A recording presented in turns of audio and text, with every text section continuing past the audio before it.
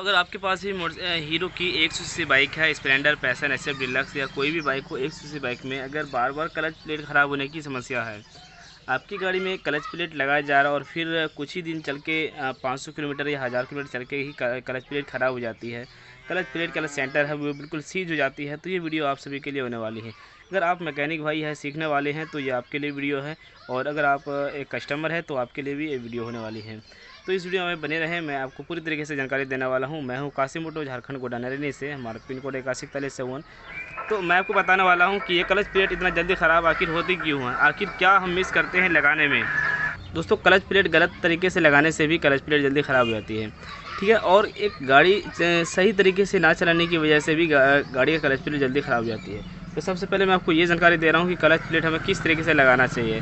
Clutch plate लगाने से पहले हमें क्या क्या चेक करना चाहिए, वो चीज़ें मैं आपको बता दे रहा हूँ। अगर ये काम कर लेंगे तो इंशाल्लाह कि जल्दी आपकी गाड़ी का क्लच प्लेट ख़राब नहीं होगी, ठीक है।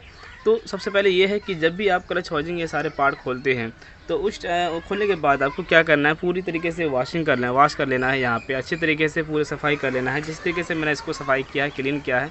जब क्लच प्लेट ख़राब होती है तो इसका जो डस्ट कचरा होता है, इसका जो गंदगी निकलती है, वो डायरेक्ट यहाँ पे आके चिपक जाती है, यहाँ पे आके चिपक जाती है, तो यहाँ पे भी आके चिपक जाती है साइड में। तो इसको क्या करना होता है, हम अच्छे तरीके से पेट्रोल की मदद से साफ़ करना होता है, जैसे कि मैंने इसको किया, ये बिल्कुल अच्छे तरीके से मैंने साफ़ किया। और ये क्लच हब है, इसको भी मैंने अच्छे तरीके से साफ़ कर लिया। तो इसी प्रकार दोस्तों आपको अच्छे तरीके से सफाई कर लेना है। दोस्तों, सफाई करने के बाद आपको क्या करना है कि क्लच सेंटर और क्लच हब को चेक करना है। क्लच हब और क्लच सेंटर को चेक करना है कि जैसे कि हमारे पास ये क्लच सेंटर क्लच हब है इसी गाड़ी का, तो यहाँ पे क्या हो रहा है कि क्लच सेंटर थोड़ी बहुत यहाँ पे कटी हुई है। ये वाला जो पार्ट देख पा रहे हैं आप, यहाँ पे क्या हो रहा है कि ये कटा हुआ है, ये वाला भाग। यहाँ पे आपको साफ पता चल रहा होगा कि ये जो लकीरें हैं साफ दिखाई दे रही होगी आपको। तो यहाँ पे जो है ये वाला हिस्सा गड्ढा हो जाता है जब इसके ऊपर क्लच प्लेट चलती है। इसके ऊपर जब क्लच प्लेट घूमता है, ठीक है, तो क्लच प्लेट तो नहीं घूमता है, साथ में ये सिर्फ यही चीज़ें घूमती है, क्लच प्लेट एक जगह रहता है इस क्लच हाउसिंग में। तो इसके वजह से ये जब क्लच प्लेट टाइट हो जाती है, इसकी लेदर जब टाइट हो जाती है, हार्ड हो जाती है, तो इसको और भी मौका मिल जाता है क्लच सेंटर को घिसने का। तो ये ख़राब हो जाने के बाद, ये हीट होने के बाद ये क्या करता है कि क्लच सेंटर को घिस देता है। और जब हम सिर्फ क्लच प्लेट को लगाते हैं तो ये क्लच प्लेट की वजह से, ये सेंटर हब की वजह से क्लच प्लेट नहीं चलती है। तो आपको सबसे पहले ये चीज़ ध्यान देना है कि क्लच सेंटर घिसा हुआ ना हो। अगर घिसा हुआ है तो आपको ये लगाना है, नया लगाना है। और अगर ये क्लच हब भी घिसा हुआ है तो इसे भी आपको लगाना है। ज़्यादातर क्या होता है कि क्लच सेंटर तो हम यहाँ से देख लेते हैं कि यहाँ से कटा हुआ है, लेकिन क्लच हब को नहीं देख सकते हैं। क्लच हब में ज़्यादा हमें यहाँ से पता नहीं चलता कि क्लच हब कटा हुआ है या नहीं है। तो यहाँ पे गलती कुछ ये कर देते हैं कि क्लच हब को चेंज नहीं करते हैं, सिर्फ क्लच सेंटर को चेंज कर देते हैं। अगर आप दोस्तों क्लच सेंटर को चेंज कर रहे हैं तो साथ में क्लच हब को भी चेंज करना बहुत ज़रूरी है। तो आपको क्या करना है कि दोनों क्लच सेंटर हब को नया डालना है, ठीक है। अब क्लच सेंटर हब को नया डालने के बाद आपको क्लच की फिटिंग किस तरीके से करना है वो भी चीज़ें मैं आपको बता रहा हूँ। और उसके बाद दोस्तों आपको इसमें क्या चेक करना है, इस शाफ्ट में क्या चेक करना है, वो भी चीज़ें मैं आपको बता दे रहा हूँ। तो क्लच सेंटर क्लच हब इसकी ख़राब है और साथ में क्लच प्लेट भी ख़राब है। और क्लच प्लेट दोस्तों ख़राब होने के बाद ही क्लच सेंटर हब ख़राब होती है। ये ज़्यादा हीट हो जाती है, टाइट हो जाती है, तो इसके वजह से ही वो क्लच सेंटर हब घिस जाता है गर्म होके। और ये उसके बाद दोस्तों ये प्रेशर प्लेट देखना है। प्रेशर प्लेट आपको ये देखना है कि ये जो गड्ढा है, गड्ढे जो इसमें होते हैं बूंद बूंद, ये चीज़ें थोड़ा इसमें रहना चाहिए, ये दिखाई देना चाहिए। बहुत सारे बाइक ऐसे हैं जो पुराना ज़्यादा होने के बाद इसे भी चेंज नहीं करते हैं, तो इसे भी आपको चेंज करना चाहिए। हालांकि इस गाड़ी की पहली बार क्लच प्लेट चेंज हो रही है तो हम इसे चेंज नहीं करेंगे, इसे चेंज करने की बिल्कुल भी ज़रूरत नहीं है। मैं आपको बिल्कुल गारंटी के साथ कह रहा हूँ, इसे चेंज करने की कोई ज़रूरत नहीं है। आपको सिर्फ क्लच सेंटर, क्लच हब और क्लच प्लेट चेंज करना है। तो ये तीनों पार्ट हमें चेंज करना है, क्लच सेंटर क्लच हब को चेंज करना है। अब देखिए लगाते समय आपको क्या चेक करना है। लगाते समय आपको ये शाफ्ट में ये चेक करना है कि ये जो मेन शाफ्ट है क्लच सेंटर वाला, क्लच वाला शाफ्ट, तो इसे आपको ये देखना है कि ये प्ले है या नहीं है। ये प्ले रहना चाहिए हर हाल में। अगर ये प्ले नहीं है तो फिर क्लच प्लेट कितनों भी आप लगाएंगे तो बार बार वो ख़राब होती रहेगी। ये प्ले होना ज़रूरी है। और साथ में ये जो क्रैंक देख रहे हैं, ये क्रैंक भी प्ले होना ज़रूरी है।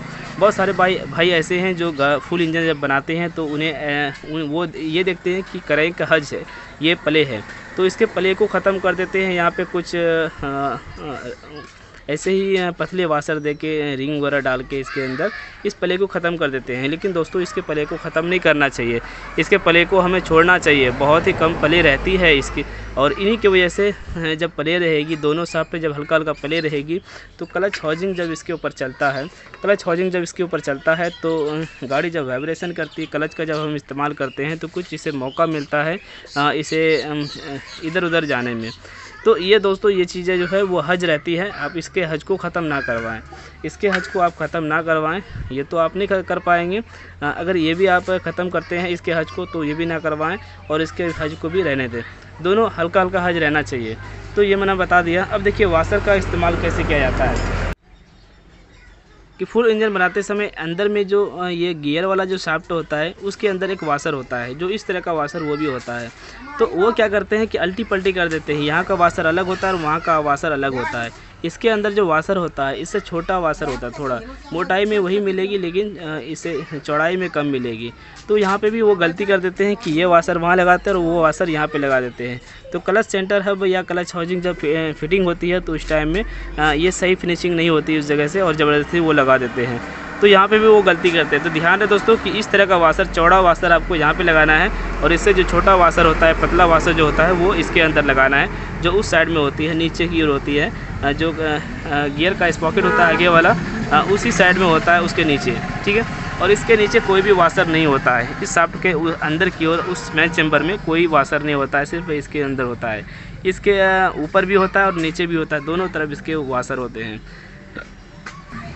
अब क्लच हाउसिंग लगाते समय आपको ये देखना है कि ये जो बुश है, ये बुश इस तरीके से लगाने के बाद और फिर जब हम क्लच हाउसिंग को लगाएंगे तो आपको ये देखना है कि इसकी जो बुश है थोड़ा इसके पार्ट बाहर की ओर आती है या नहीं आती है, वो आपको देखना है। ये नहीं कि ये बुश से अंदर की ओर चली गई ज़्यादा और ये हाउसिंग बाहर की ओर आ गई, ये नहीं होना चाहिए। इसमें जगह बना हुआ रहना चाहिए। ये देख रहे हैं, ये जगह भी बना हुआ रहना चाहिए, इतना जगह बना हुआ होना चाहिए जो कि ये वाशर इसमें आ जाए, ये इस तरह का वाशर इसमें आ जाए।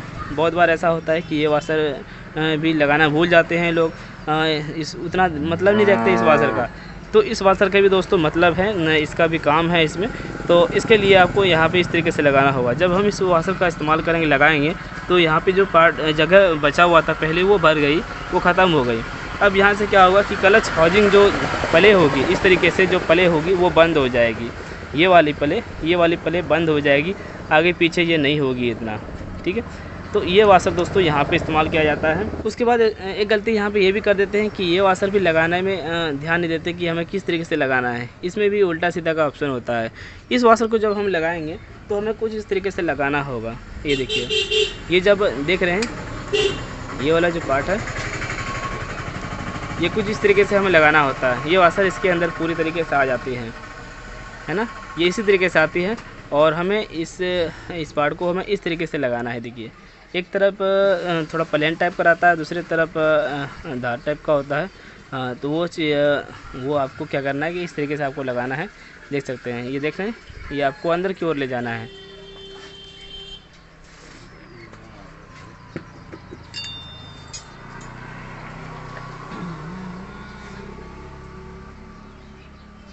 फिर मैं आपको बताऊंगा कि क्लच प्लेट की सेटिंग कैसे करना है।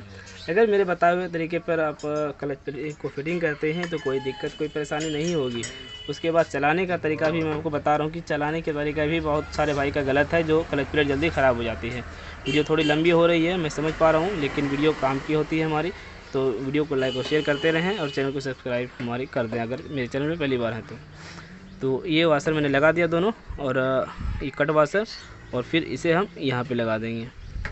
ये देखिए, अब ये लगाने के बाद दोस्तों अब आपको ये देखना है कि clutch plate, clutch centre hub जो पूरा हम फिटिंग करके इसके अंदर जब लगाते हैं तो उसका जगह फिर आपको यहाँ पे देखना होगा कि इसके बाहर कितना जगह बचता है नट लगाते समय। ये जब क्लच हब फिटिंग होगी इसके अंदर तो नट लगाने के लिए कितना जगह बच रहा है अंदर, कितना खाली जगह मिल रहा है, वो चीज़ें भी आपको देखना पड़ेगा।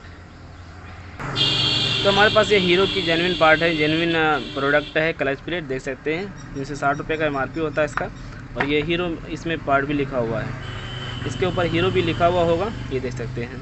हीरो की ओरिजिनल क्लच प्लेट है। अब क्लच प्लेट भी देखना होगा आपको कि ओरिजिनल है या नहीं है। हो सकता है पैकिंग ओरिजिनल हो और अंदर में पुर्जा गलत लगा हुआ रखा हुआ हो। तो आपको ये देखना है कि यहाँ पे जो खाली पार्ट दिखाई दे रहा है, ऊपर जो खाली हिस्सा रहता है, तो दूसरी तरफ क्या होगा कि दूसरी तरफ लेदर होगी। ये देखिए दूसरी तरफ लेदर है और ऊपर अगर देखेंगे तो इस तरफ खाली होता है। इसी तरीके से पूरे क्लच प्लेट में इसी तरीके से होता है, एक तरफ खाली होगी दूसरी तरफ लेदर होगी। और जो डुप्लीकेट जो क्लच प्लेट होती है उसमें क्या होता है कि दोनों तरफ आपको खाली मिलेगी और सीधे सीधे में दोनों तरफ एक धार में ही आपको मिल जाती है लेदर। जैसे कि इस तरफ लेदर है सीधा, तो इसी के सीधे में इधर भी आपको लेदर मिलेगी, तो वो होता है डुप्लीकेट। और अगर इधर खाली मिलता है तो वो होता है ओरिजिनल। तो ये ओरिजिनल है। और हमारे पास ये क्लच सेंटर हो गया और ये क्लच हब हो गया। ये हमारे पास MK लाइट का क्लच सेंटर हब है। और मेरे पास सिर्फ क्लच सेंटर था ओरिजिनल, इसीलिए मैंने क्लच सेंटर ओरिजिनल वो नहीं देकर डायरेक्ट मैंने क्या किया, इसी का दे दिया। ये कंप्लीट का आता है MK कंपनी का, तो मैंने इसे ही सही समझा। अब देखिए इसे आपको क्या करना है कि आपको पहले क्लच हब और सेंटर को चेक करना है। ये वाला हिस्सा फ्री रहना चाहिए, आपको लगा के ये चेक करना है कि ये फ्री है या नहीं है। अब आप सोच रहे हैं कि यार नया है तो फ्री ही होगी, ऐसा ज़रूरी नहीं है। कई बार ऐसा होता है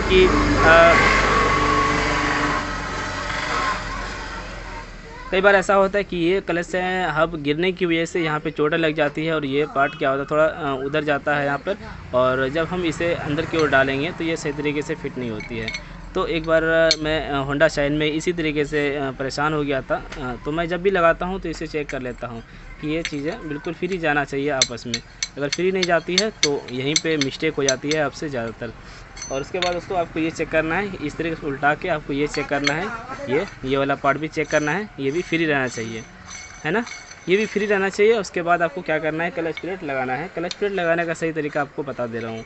और क्लच का जो प्रेशर प्लेट होता है वो भी आपको किस तरीके से लगाना है।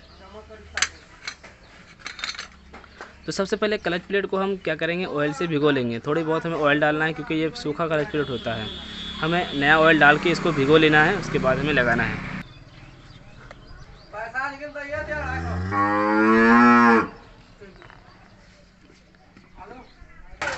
मैंने क्लच प्लेट को ऑयल से भिगो दिया, ये सारे पूरी तरीके से भीग गई। अब हमें क्या करना है कि इस क्लच हब में डालना है ऑयल। क्लच हब में कहाँ पे ऑयल डालना है, ये देखिए यहाँ पे डालना है। जब हम इसे इसके अंदर डालेंगे तो ये सूखा होने की वजह से फंसता है, कहीं पे अटक होती है, इसीलिए हमें यहाँ पे ऑयल डालना है। और साथ में इसके अंदर भी ऑयल डालना है, ये देख सकते हैं इसके अंदर भी हमें ऑयल डालना है, जो क्लच सेंटर फिटिंग करते समय यहाँ पे कोई भी दिक्कत ना हो, तो बिल्कुल फ्री हो जाए।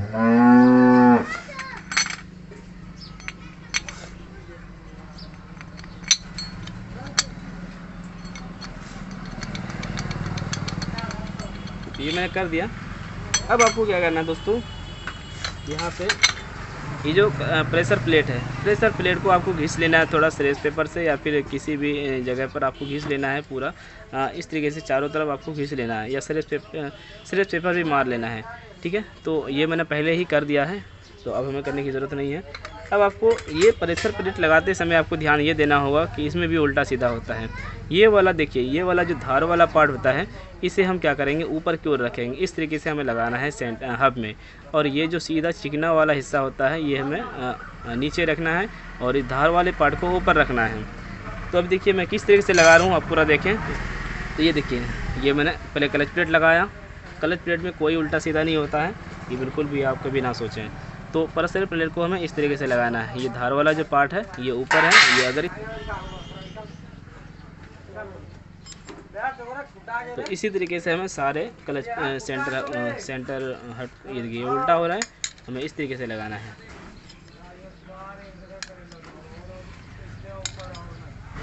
और फिर हम थोड़ा ऑयल इसमें डालेंगे, जो बोल्ट सही तरीके से टाइट होने में मदद मिल सके। जब हम क्लच प्लेट को हम अंदर लगाएंगे तो आपको ये ध्यान देना है कि ये वाशर बाहर की ओर ना निकले।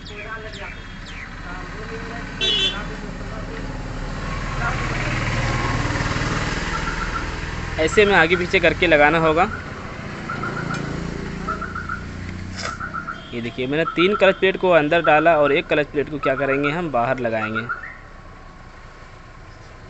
बाहर की ओर डालना है हमें। अब देखिए यहाँ पे ये ध्यान देना होगा दोस्तों कि यहाँ पे गैपिंग रहा कि नहीं। ये जो शाफ्ट होता है, ये जो शाफ्ट होता है ये अंदर की ओर जाना चाहिए और क्लच हब ये बाहर की ओर थोड़ी बहुत आना चाहिए। तो मैं आपको बिल्कुल नज़दीक जाके आपको मोबाइल ले आके दिखा देता हूँ। यहाँ पे सबसे ज़रूरी चीज़ होता है यही। अगर आपके सारा चीज़ बिल्कुल ठीक है, उधर अंदर अगर आपकी सारी चीज़ सही रहेगी तो आपको यहाँ पे कुछ इस तरीके से देखने को मिलेगी। अगर उधर सारी चीज़ गलत है, कुछ ना कुछ अगर गलत होगी तो यहाँ पे भी आपको थोड़ा गलत दिखाई देगा।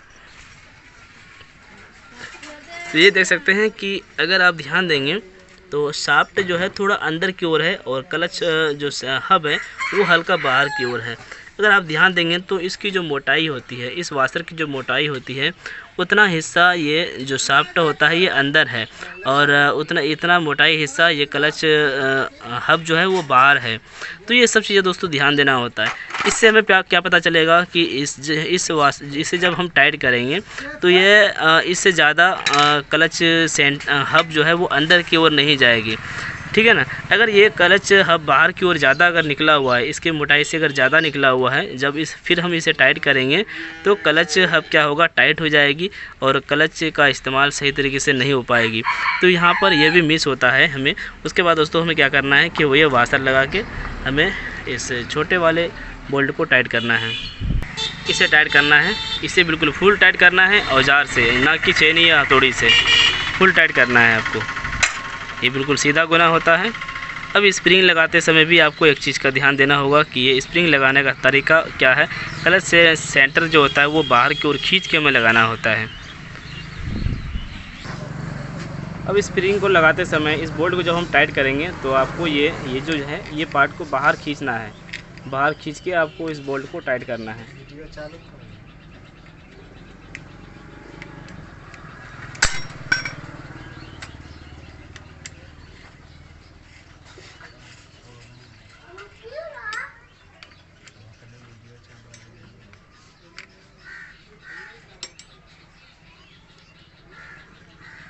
तो ये बाहर खींचना है। बाहर खींचने के बाद क्या होता है कि क्लच सेंटर जो है वो क्लच हब में आके सट जाती है, जैसे कि मैंने पहले आपको चेक करके दिखाया था।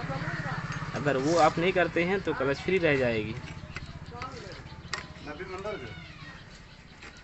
अब दोस्तों मैं आपको बताऊंगा इसके बाद भी अगर क्लच प्लेट ख़राब हो जाती है 500 किलोमीटर में तो फिर आपको क्या करना चाहिए। कुछ चीज़ें मैं आपको बता दे रहा हूँ।